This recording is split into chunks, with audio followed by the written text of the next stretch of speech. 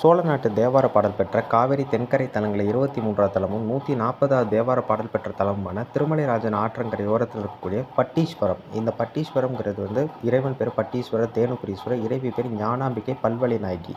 ஊர் பேர் பழையாறை, கோவில் பேர் பட்டீஸ்வரம். அம்பிகை இங்கு தவம் செய்ததுனால தேவி வனம்னு கூட குறிப்பிடுவாங்க. ஞானசம்பந்தர் திருசக்தி முற்றத்தில் இந்த கோவில் வரும்போது அவருக்கு வெயில் கொடுமையினால இறைவனே முத்துப்பந்தல் கொடுத்த ஒரு தலம் இதுதான்.